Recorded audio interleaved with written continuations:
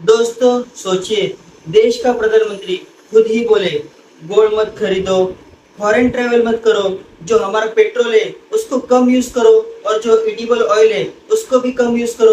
तो क्या इंडिया किसी इकोनॉमिक क्राइसिस की तरफ बढ़ रहा है और क्या इसका असर स्टॉक मार्केट के क्रैश में दिख सकता है? तो आज की वीडियो काफी ज्यादा इंपॉर्टेंट होने वाली है, क्योंकि हम बात करने वाले पीएम मोदी की उस बड़े अपील की जिसने इन्वेस्टर्स और ट्रेडर्स दोनों को सोचने के ऊपर मजबूर किया है। आखिर क्यों सरकार चाहती है कि गोल्ड कम खरीदो, पेट्रोल का कम यूज करो, एडिबल ऑयल का यूज कम करो और फॉरेन ट्रेवल कम करो, और इसका सीधा इम्पैक्ट हमारा स्टॉक मार्केट, इंडियन रुपीज और इन्वेस्टमेंट से कैसे?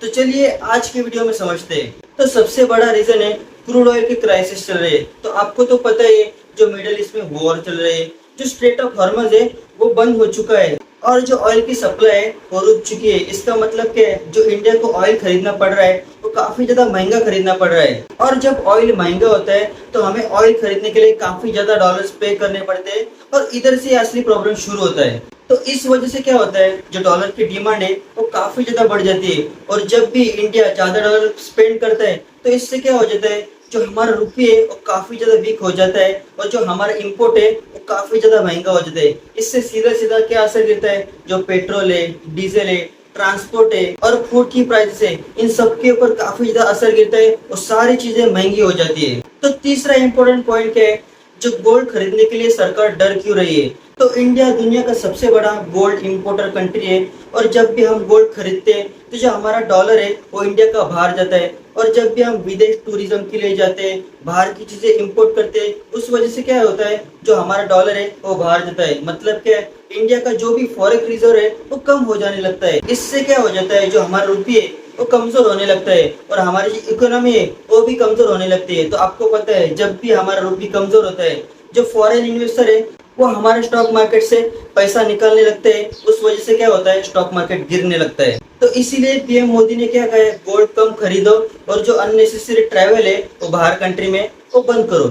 और चौथा हमारा इम्पोर्टेंट पॉइंट है, सरकार क्यों चाहती है कि हम पेट्रोल बचाए? तो अगर ऑयल के प्राइसेस ऐसे ही बढ़ते रहेंगे तो गवर्नमेंट को इम्पोर्ट बिल बनाना पड़ेगा। इससे क्या हो जाएगा, जो इन्फ्लेशन है वो बढ़ जाएगा। तो इससे क्या हो जाएगा, आरबीआई के ऊपर काफी ज्यादा प्रेशर आ जाएगा।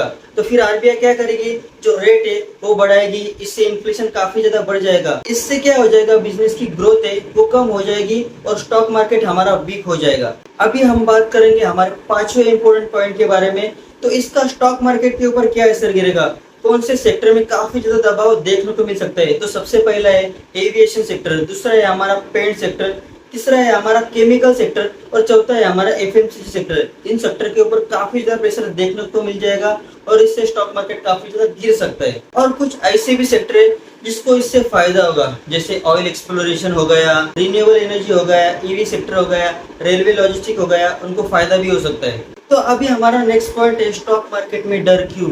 क्योंकि खुद पीएम मोदी ने अपील किया है, जो हमारा गोल्ड इंपोर्ट है वो कम करो, पेट्रोल यूज कम करो। तो इससे स्टॉक मार्केट को सीधा वार्निंग का सिग्नल जाता है।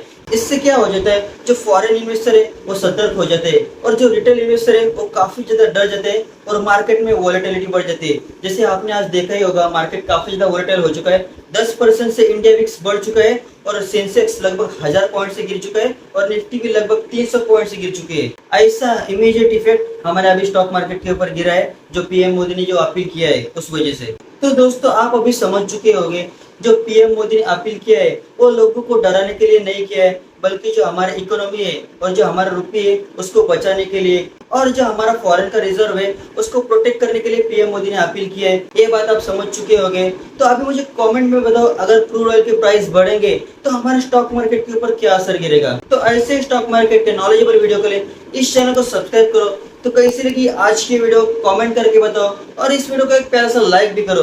तो मिलते हैं और एक ऐसे नए स्टॉक मार्केट के अमेजिंग वीडियो में, तब तक कीप इम्प्रूविंग।